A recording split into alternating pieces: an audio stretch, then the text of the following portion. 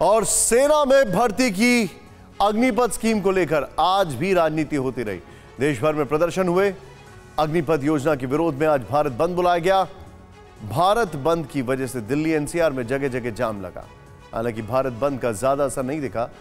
Agnipath scheme को लेकर सियासी खेल भी जारी है। अग्निपथ योजना के विरोध में कांग्रेस ने विजय चौक से राष्ट्रपति भवन तक मार्च निकाला। कांग्रेस नेताओं का एक डेलीगेशन राष्ट्रपति से मिलने पहुंचा।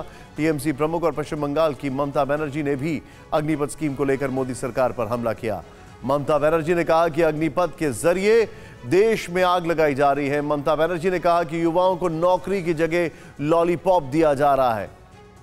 यह भी कहा कि योजना बीजेपी का कैडर तैयार करने के लिए लागू की गई।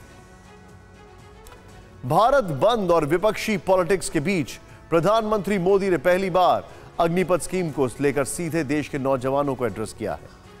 नीचे जरा दिखाएं टिकर पर खबर हमारे यहां। प्रधानमंत्री मोदी ने कहा कि सुधार के समय कुछ समय के लिए खराब लग सकता है, लेकिन लंबे वक्त तक ये सुधार अच्छे साबित होंगे।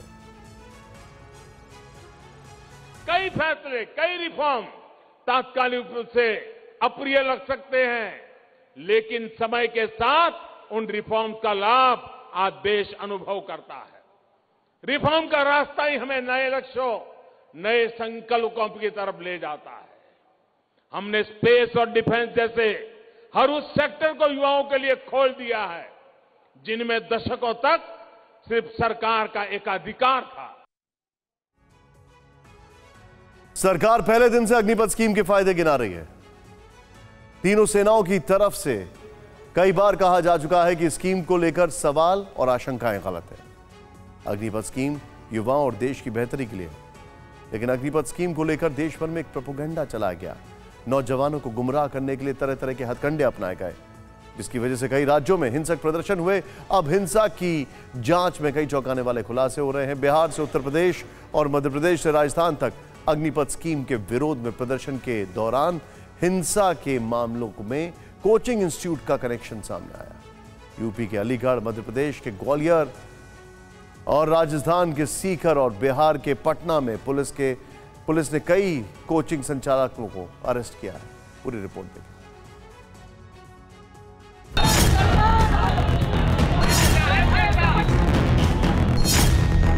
अग्निपथ स्कीम के खिलाफ सबसे उग्र प्रदर्शन, हिंसा, तोड़फोड़ और आगजनी बिहार में हुई। प्रदर्शन के नाम पर अकेले बिहार में 700 करोड़ रुपए से ज्यादा की संपत्ति को नुकसान हुआ। ट्रेनों के 60 बोगियों के साथ 11 इंजन आग के हवाले कर दिए गए। 18 जून की सुबह पटना के पास मसौढ़ी में तारगेना स्टेशन पर हुए प्रदर्शन के दौरान पत्थरबाजी और फायरिंग हुई थी। प्रदर्शनकारियों ने रेलवे स्टेशन में तोड़फोड़ की, पार्किंग में खड़ी गाड़ियों को आग के हवाले कर दिया। हिंसा की जांच शुरू हुई तो चौंकाने वाली बातें सामने आई। शुरुआती जांच में हिंसा के तार पटना के मसौढ़ी, मनेर और दानापुर में स्थित कई कोचिंग संस्थानों से जुड़ गए।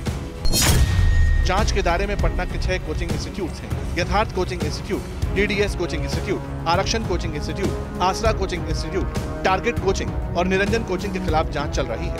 आरोप है कि इन कोचिंग संस्थानों ने युवकों को इकट्ठा किया और हिंसा के लिए भड़काया। स्टूडेंट्स को व्हाट्सएप ग्रुप पर मैसेज भेजकर प्रदर्शन और हिंसा के लिए उकसाएंगे। जो हम लोग अरेस्ट किए हैं उनके मोबाइल से, व्हाट्सएप ग्रुप से हम लोगों को कोचिंग संस्थानों को भूमिका का भी पता चला है। 7 से 8 कोचिंग संस्थान हैं जिनके वीडियो मैसेज या उत्तेजक मैसेज व्हाट्सएप ग्रुप में पाए गए हैं, जो अरेस्टेड हैं उनके मोबाइल के। जैसे ही संपुष्टि होगी उनके विरुद्ध भी हम लोग FIR दर्ज करते हुए कड़ी कार्रवाई करेंगे।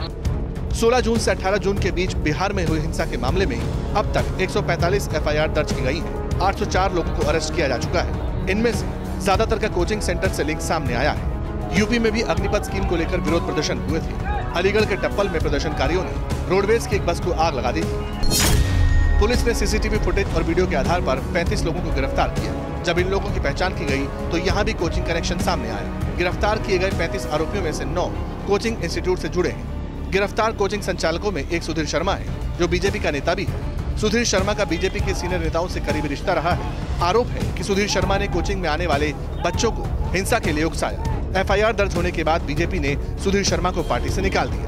वैसे संचालक जो कि लड़कों को भड़का रहे हैं, उन्हें गिरफ्तार भी किया जाएगा और उनके विरुद्ध कठोर कार्रवाई भी की जाएगी। राजस्थान में भी प्रोटेस्ट के दौरान हिंसा के लिए कोचिंग संस्थानों का नाम सामने आ रहा है। पुलिस ने जयपुर के कोटपुतली में 9 कोचिंग सेंटर के मालिकों की पहचान की है। आरोप है कि कोचिंग सेंटर्स के संचालकों ने छात्रों को भड़काकर जयपुर दिल्ली हाईवे ब्लॉक कराया। इस दौरान कई बसों में तोड़फोड़ भी की गई। पुलिस ने इनके खिलाफ मामला दर्ज कर लिया है। सीकर पुलिस ने हिंसा के मामले में श्रीमाधोपुर में कोचिंग सेंटर के संचालक को अरेस्ट किया। पुलिस के मुताबिक 17 जून को श्रीमाधोपुर में कोचिंग संचालक ने अग्निपथ योजना के खिलाफ प्रदर्शन किया। कोचिंग संचालक अपने साथ स्टूडेंट्स को लेकर आया था। बाद में छात्र हिंसा पर उतर गए। इधर तेलंगाना पुलिस ने भी सिकंदराबाद हिंसा मामले में एक कोचिंग संचालक सुब्बाराव को गिरफ्तार किया है। सुब्बाराव के आंध्र और तेलंगाना में 8 कोचिंग इंस्टीट्यूट चलते हैं। पुलिस के मुताबिक सुब्बाराव ने हकीमपेट आर्मी सोल्जर्स नाम का एक व्हाट्सएप ग्रुप बनाया था, जिसमें लोगों को प्रदर्शन के लिए बुलाया गया था। अग्निपथ स्कीम शुरू होने से सबसे ज्यादा परेशान कोचिंग सेंटर्स हैं, क्योंकि इस स्कीम से कोचिंग बिजनेस पर असर पड़ सकता है। इसीलिए बिहार, यूपी, एमपी और राजस्थान के कुछ कोचिंग सेंटर्स ने अग्निपथ स्कीम के खिलाफ एक भ्रम फैलाने की कोशिश की। लेकिन ऐसी क्या बात है जिससे कोचिंग सेंटर्स परेशान हो रहे हैं? दरअसल इसकी वजह है कोचिंग सेंटर्स का भारी भरकम कारोबार।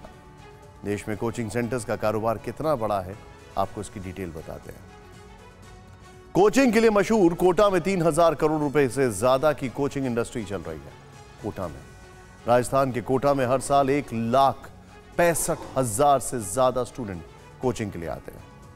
एक अनुमान के मुताबिक पूरे बिहार में इस वक्त करीब 7,700 कोचिंग सेंटर चल रहे हैं। अकेले पटना में करीब 4,000 कोचिंग सेंटर है। पटना में कोचिंग सेंटर्स का एक साल का कारोबार 450 से लेकर 500 करोड़ रुपए के बीच में है। यूपी में रजिस्टर्ड कोचिंग सेंटर्स की संख्या करीब 2000 है। इसके अलावा करीब 3000 अनरजिस्टर्ड कोचिंग सेंटर्स भी चल रहे हैं। मध्य प्रदेश की राजधानी भोपाल में 400 ज्यादा छोटे बड़े कोचिंग सेंटर्स चल रहे हैं। भोपाल में कोचिंग सेंटर्स का कारोबार 200 से 250 करोड़ रुपए के बीच में। छत्तीसगढ़ में कोचिंग सेंटर्स का कारोबार करीब 8,000 करोड़ रुपए का है। छत्तीसगढ़ में करीब 2000 रजिस्टर्ड कोचिंग सेंटर्स चल रहे हैं। इस सब के बीच में आर्मी ने अग्निपथ स्कीम के तहत अग्निवीरों के लिए भर्ती के लिए नोटिफिकेशन जारी कर दिया है। जुलाई के पहले हफ्ते में अग्निवीर भर्ती रैली के लिए रजिस्ट्रेशन का प्रोसेस शुरू होगा। अग्निवीरों के लिए एज लिमिट 17.5 साल से लेकर 23 साल तक की होगी। इस साल की भर्ती के लिए अधिकतम आयु सीमा 2 साल की छूट दी गई है। अग्निपथ योजना पर army chief general Manoj Pande ने बड़ा बयान दिया। आर्मी चीफ ने कहा कि इस योजना को लेकर युवाओं के बीच फैलाए गए भ्रम दूर हुए हैं। सेना और रक्षा मंत्रालय ने काफी अच्छी तरह से स्कीम की प्लानिंग की है। आर्मी चीफ ने एक्सक्लूसिवली TV9 भारतवर्ष से बातचीत की। आइए देखते हैं कि अग्निपथ की जरूरत पड़ी ही क्यों। दशकों से एक अलग रिक्रूटमेंट पैटर्न चल रहा था, थोड़े बहुत मॉडिफिकेशन की जा रहे थे। ये तो एक ट्रांसफॉर्मेशनल स्टेप है, तो अग्निपथ की जरूरत ही क्यों पड़ी? भविष्य में future warfare, looking at the character of warfare which is constantly changing, we feel it is extremely important that our soldiers are technologically adept and they are qualified. So ये दूसरा एक महत्वपूर्ण कारण था। तीसरा, हम चाहते हैं कि सेना में जवान ज़्यादा फिट रहे, ज़्यादा मेडिकली फिट एंड ज़्यादा हेल्दी रहे, जिससे कि हमारी फील्ड यूनिट्स में जवानों की अवेलेबिलिटी या संख्या हो, उसमें बढ़ोतरी हो। और चौथा, हम चाहते हैं कि एक्सपीरियंस और यूथ इन दो। जनरल पांडे, जिस तरह से आपने बेहतरीन तरीके से समझाया, पर आपने ये जो कहा कि 75% लोग ब्रिज बनेंगे, मैं उन 25% पे आना चाहता हूं कि जो 25% हमें बताया गया है लगभग फेज वाइज में 25% तक लगभग अग्निवीर री एनरोल या फिर एब्जॉर्ब कर लिए जाएंगे आर्मी, नेवी, एयरफोर्स द्वारा। आर्मी में किस तरह से उन 25% लोगों को सिलेक्ट किया जाएगा? क्या क्या पैमाने होंगे? जो 25% हम आर्मी में री एनरोलमेंट के लिए सिलेक्ट करेंगे, we will want to select the best, and that is one of the main, I would say, features और एडवांटेज ऑफ द स्कीम। अब इसको किस तरह से हम सिलेक्शन प्रोसेस करेंगे, इसमें 3-4 मुख्य मुद्दे हैं।